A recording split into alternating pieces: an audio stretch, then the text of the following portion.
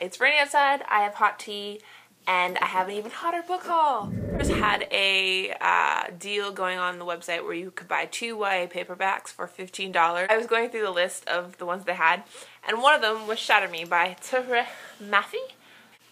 This is a book that I had been looking at for a long time, and a lot of people on the internet are talking about. The third one just came out fairly recently. A lot of people are reviewing it, and I see it in their read piles. I thought the premise sounded really, really cool. It's this girl, and she can kill people with her touch, and she's been locked away all this time. I think this sounds tremendously cool. It reminds me a lot of the Angel episodes with Gwen, where she could kill people with electricity. And I always really loved Gwen and Angel. She was one of my favorite secondary characters. So it reminded me a lot of this, so I was very intrigued about this book. So I'm excited to start this one. This is the first of a trilogy. The cover is very pretty. The eyes are very, very nice. I like it a lot. And then, because I needed a second book to complete the deal, I was going through, and a bunch of them stood out to me. The one that I went with was Delirium by Lauren Oliver. I have to confess, I have no idea what this book is about. I was reading the back, and the back is not illuminating in the slightest. I was reading the little blurb on Goodreads, and it's still pretty vague.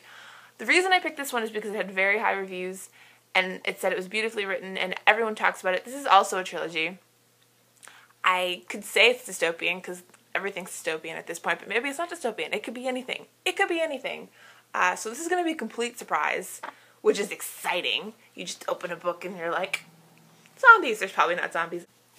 Anyway, so this is a surprise. I also picked up The Arrival by Sean Tan. I forget exactly where I first saw this book, but I had wanted it for a while.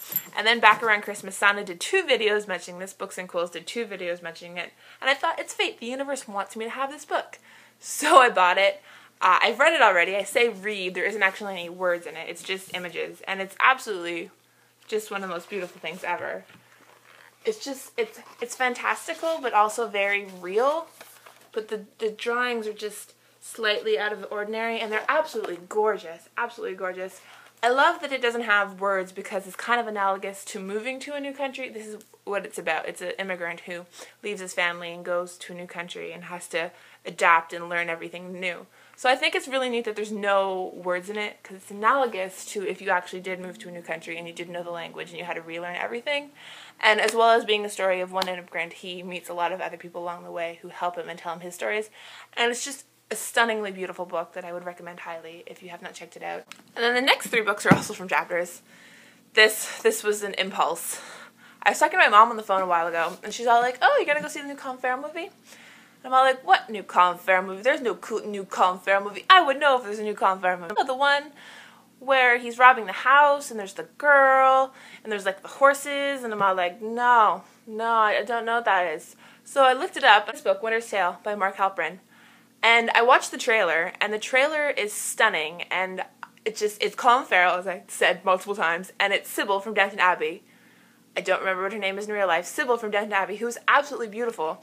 And in the trailer, he walks into the house, and Sybil's sitting there at the piano, and her hair is all like mine and disheveled, and just she's so stunningly beautiful. And he's gonna rob the house, and then he sees her, and she's so pretty. He's like, "Well, I'm not gonna rob the house anymore." And it's supposed to be this love story that lasts throughout time, and just tragic love, timeless quality spanning generations. This is so up my alley. I was very excited. I was on the fence between when I was going to watch the movie or read the book first. I sort of watched the movie yesterday by accident. It was my dad's turn to pick movies this week, so we were going to go see RoboCop, but then Winter's Tale started about 20 minutes before RoboCop, and he's like, "Fine, let's go see Winter's Tale."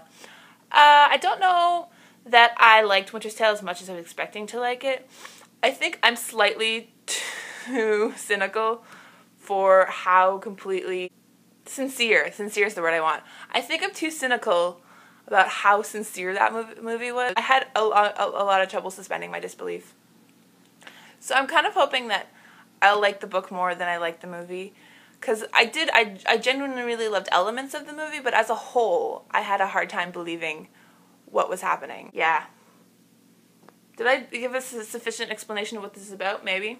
And I needed $25 for shipping, like I said. So the other one I bought was Ignite Me, which is the 3rd book in the series, Shatter Me series.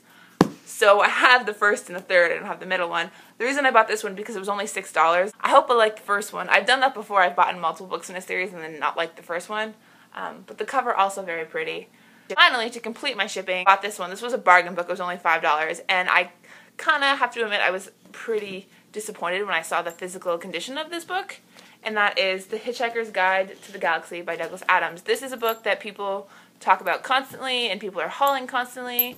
And just, it's something that I feel that I need to read because how many people talk about it and there's how many references to this book and just, I feel like I needed to read this. And one, I was super disappointed when I got it and that I don't get my own stickers to put on the cover. It's just these pictures. I actually don't mind the robot and the little earth. The mice I don't really like. But aside from not getting my own stickers to put on the cover, which made me sad, is this book is actually ripped on the spine and just, I was disappointed. I was disappointed in the physical condition of this. But it was a bargain book and it was only $5, so I guess I can't complain that much. Anyway, so yeah, I don't know what this is about. It's in space. Right? No? I'll find out. It's short. It's exciting.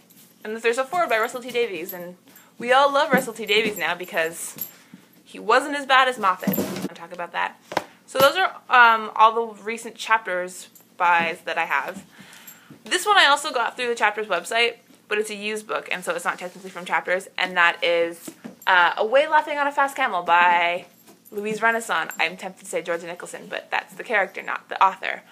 I read all these books in high school. I read the first 9 in high school, and I absolutely adore this. This is one of my favorite series from when I was a teenager. And I have a very bad habit of lending my books out to people. I'm like, oh, you want to read it? Here, take it. I have it. And so I lent these books out to multiple people during high school. And one of my friends, at the end of high school, I said, hey, high school's over. Can you return my book to me? She's like, yeah, sure.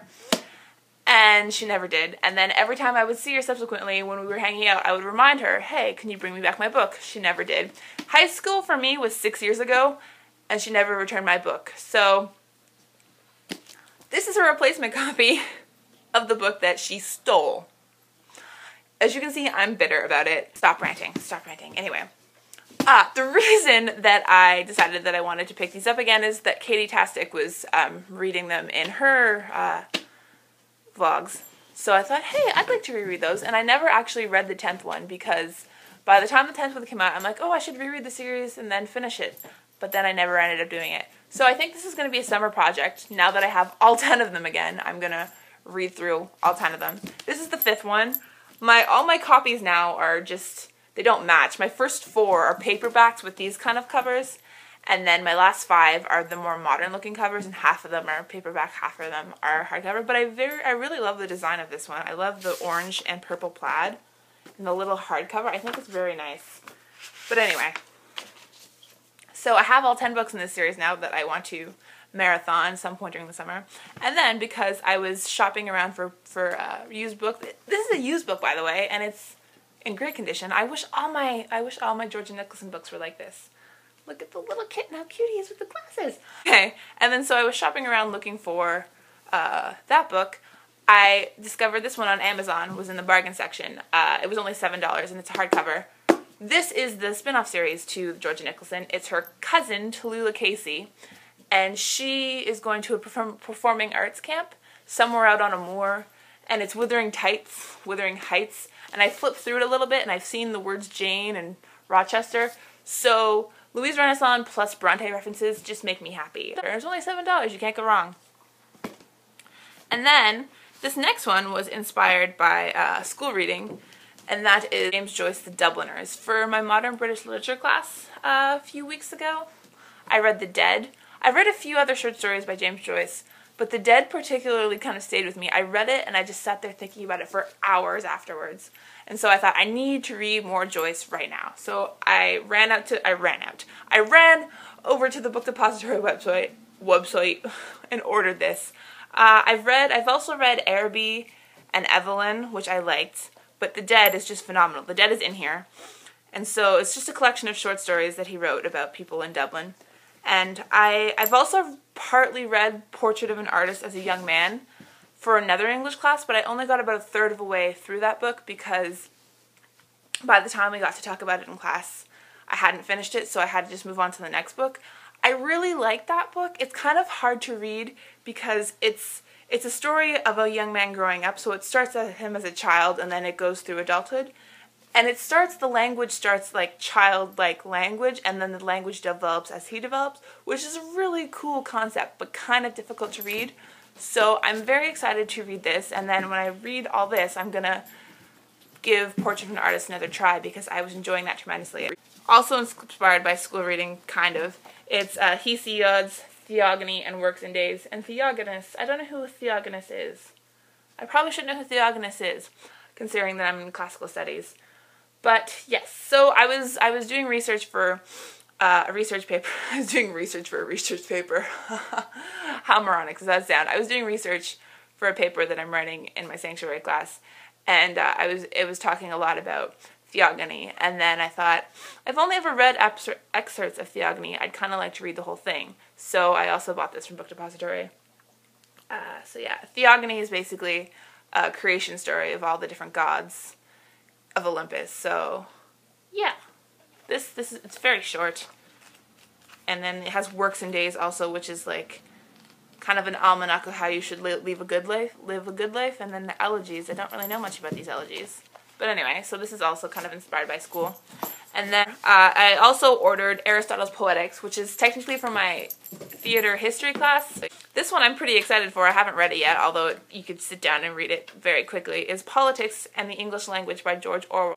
I read 1984 for the very first time last year, and I was kind of very mad at myself because I'm like, you've never read this before, it's so brilliant, it's so good, and just, I love George Orwell. I need to read more by George Orwell. And I saw Sana mention this in a video like a million years ago, and so I ordered it from Amazon like a million years ago, and they said that it was they're sending it to me, and they're sending it to me, and they're sending it to me, and then at some point they're like, yeah, we can't get a hold of it, so here's your $1.99 back. So I never got that, and I was kind of disappointed. And then when I was shopping through the Amazons, I saw that it was in stock again, and so I immediately ordered it, and then I noticed afterwards that it wasn't in stock anymore.